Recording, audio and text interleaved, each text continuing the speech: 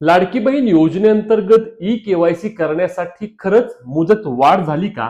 लाडक्या बहिणींना आता ई केवायसी करण्याकरिता साधारणपणे 1 महिन्यांची वाढ झाल्याची माहिती किंवा बातमी अनेक विविध माध्यमांच्या द्वारे देण्यात येत आहे, ज्यामध्ये अनेक लाडक्या बहिणींच्या बाबतीमध्ये एक प्रश्न निर्माण झाला आहे की खरंच ही मुदत वाढ झाली आहे का? कारण वेबसाईटवर जाऊन बघितल्यानंतर त्या ठिकाणी ई केवायसीचा कोणताही पर्याय येत नाही.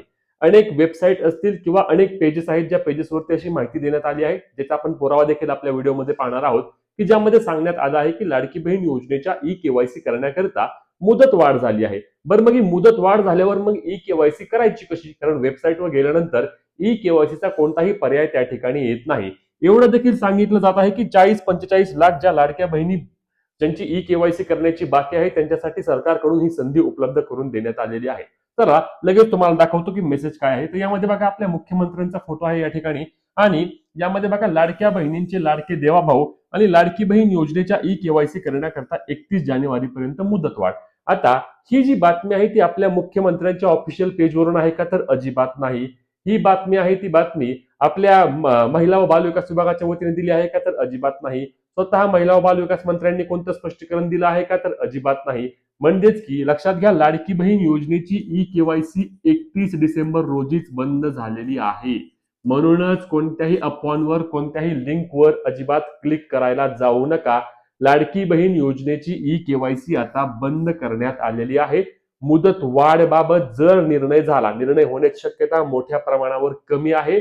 सरकारने 31 डिसेंबर अंतिम मुदत होती आणि त्यानंतर सरकारने डायरेक्ट वेबसाईट बंद करून टाकली आहे. शेवटचे 2 दिवस अनेक लाडक्या बहिणींना त्या ठिकाणी ओटीपीचे प्रॉब्लेम येत होते. ओटीपी टाकल्यानंतर तो व्हेरीफाय देखील होत नव्हता. परंतु तरी देखील ई केवायसी करण्याची वेबसाईट डायरेक्ट सरकारकडून, म्हणजेच की जे पोर्टलवरती ऑप्शन आलता तो ऑप्शन सरकारकडून डायरेक्ट काढून टाकण्यात आलेला आहे. आणि यामुळेच लाडकी बहीण योजनेच्या ई केवायसी करता सरकारच्या वतीने परत मुदत वाढ मिळण्याची शक्यता मोठ्या प्रमाणावर कमी आहे. खरं तर याबाबत आम्ही देखील वारंवार मागणी करतोय की लाडकी बहीण योजनेची ई केवायसी करण्याकरिता खरंच एक मुदत वाढ मिळायला हवी, कारण अनेक लाडक्या बहिणींची त्या ठिकाणी ई केवायसी बाकी आहे.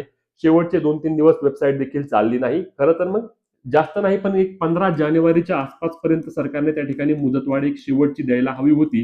कारण 40-45 लाख महिला की फक्त ई केवायसी झाली नाही म्हणून अपात्र होतील, ज्यांना अटी आणि निकषांमध्ये पात्र आहेत, परंतु ज्यांना वाटलं की आपण शेवटी करूया आणि शेवटचे 2 दिवस वेबसाईटच चालली नाही, म्हणून अनेक अशा महिला आहेत की ज्यांची ई केवायसी करण्याची अजूनही बाकी आहे आणि त्यांचे परिणामी या ठिकाणी पैसे देखील बंद होतील. म्हणूनच सरकारला, महिला व बालविकास विभागाला देखील आम्ही विनंती करतोय की तुम्ही लवकरात लवकर याची दखल घ्या आणि लाडक्या बहिणींना ई केवायसी करण्याकरिता मुदत वाढ द्या.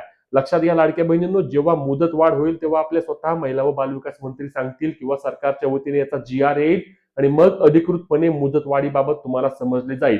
तोपर्यंत कोणत्याही अफवांवर विश्वास ठेवू नका. असे कोणतेही पेज असतात ज्या पेजेसवरती असे नेत्यांचे किंवा मंत्र्यांचे फोटो वापरून त्या ठिकाणी माहिती दिली जाते, परंतु या माहितीला कोणताही अर्थ नाही. ई केवायसी 31 डिसेंबर रोजी बंद झाली आहे आणि ई केवायसी बाबत सरकारच्या वतीने कोणतेही स्पष्टीकरण अद्याप तरी देण्यात आले नाही.